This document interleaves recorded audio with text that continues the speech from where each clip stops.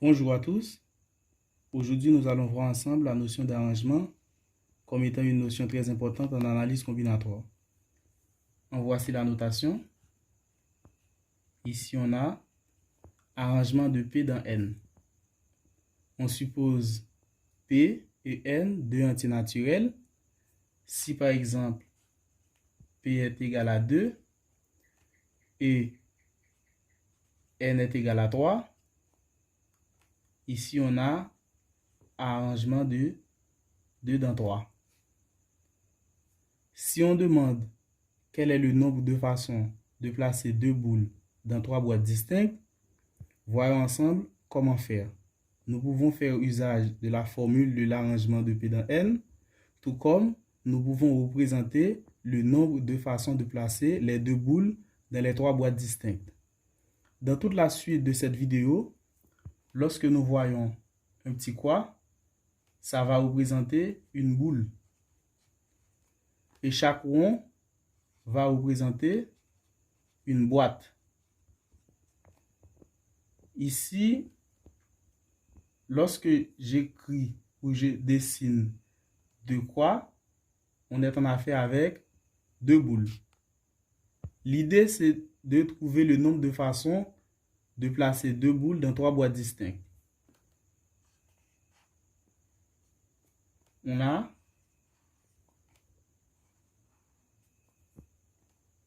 ici trois boîtes. On peut mettre une boule dans la première boîte, une boule dans la deuxième boîte. Ça, c'est une façon de placer les deux boules dans les trois boîtes.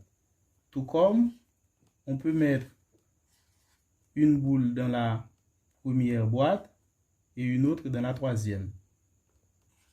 Une autre façon de placer ces deux boules dans les trois boîtes distinctes, on peut mettre une boule dans la deuxième et une autre dans la troisième. Tout comme on peut, comme il s'agit de placer deux boules dans trois boîtes distinctes, on peut mettre toutes les deux boules dans la première boîte, ou bien on place toutes les deux boules dans la deuxième boîte, ou bien on place toutes les deux boules dans la troisième boîte. Là, il n'y a pas d'autre façon de placer les deux boules dans les trois boîtes distinctes. Ici, on a une première façon, une deuxième, troisième, quatrième, cinquième, sixième. On dit qu'il existe 6 façons différentes de placer deux boules dans trois boîtes distinctes. Et à ce moment, on écrit arrangement de 2 dans 3 égale à 6. En voici la formule nous permettant de trouver l'arrangement de P dans N. On pose factoriel N sur factoriel N moins P. Ici, P est égal à 2 et N est égal à 3. On écrit arrangement de 2 dans 3 égale. La valeur de N, c'est 3. On écrit factoriel 3 sur factoriel N moins P. On dit 3 moins 2. Là, on a factoriel 3. Et ici, factoriel 1. Factoriel 3 est égal à 3 fois 2 fois 1. Et factoriel 1 est égal à 1. On a ici arrangement de 2 dans 3 égale 3 fois 2 fois 1, ça fait 6. 6 divisé par 1, ça fait 6. On a arrangement de 2 dans 3 égale à 6. Mais il y a une autre façon, sans faire usage de cette formule, de trouver l'arrangement de 2 dans 3. On écrit arrangement de 2 dans 3. Là, on a le nombre 3. On écrit 3. Ici, le nombre 2 indique le nombre de facteurs qu'il doit avoir. Il doit avoir 2 facteurs. On écrit 3. mais l'autre facteur, c'est le suivant de 3. Mais le suivant de nombre en analyse combinatoire, c'est le nombre diminué de 1. On écrit le suivant de 3, c'est 2. Et là, on a 3 fois 2 est égal à 6.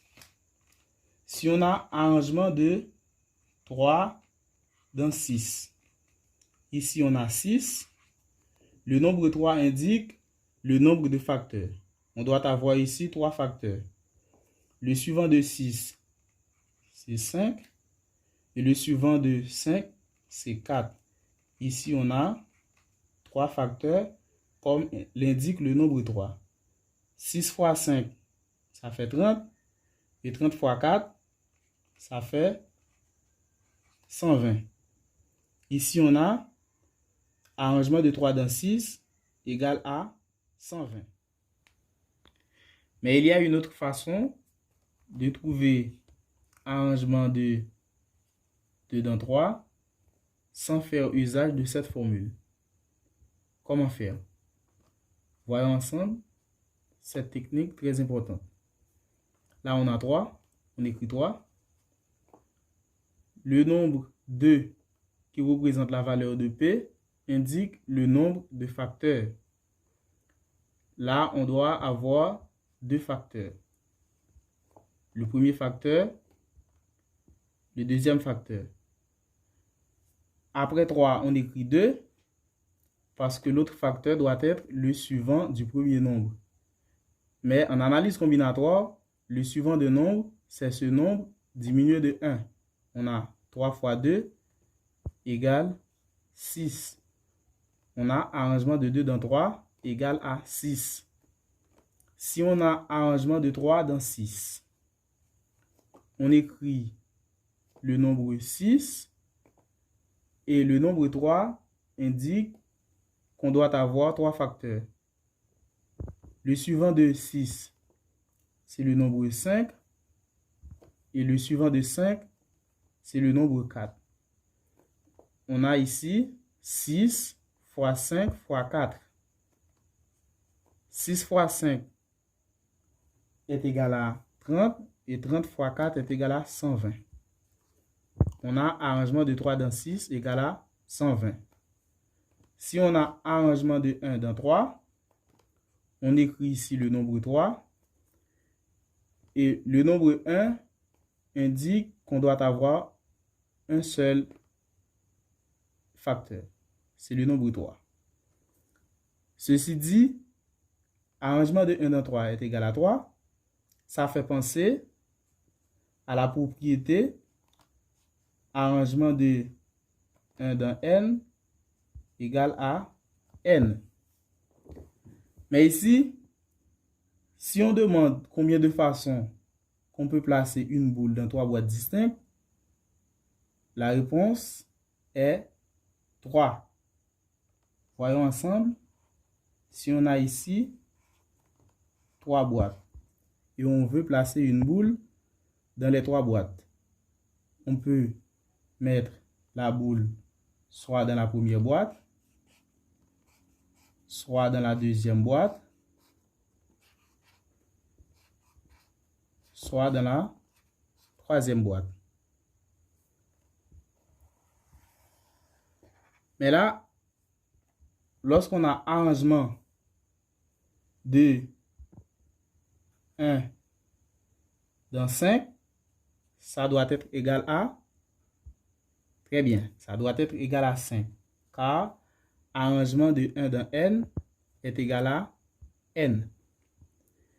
Voyons ensemble quelques propriétés très importantes en la notion d'arrangement de P dans n. Lorsqu'on a arrangement de 0 dans n, ça est égal à 1. Lorsqu'on a arrangement de 1 dans n, ça vaut n. Et arrangement de n dans n, ça est égal à factoriel n. Ceci dit, si on a arrangement de 3 dans 3, ça est égal à factoriel 3.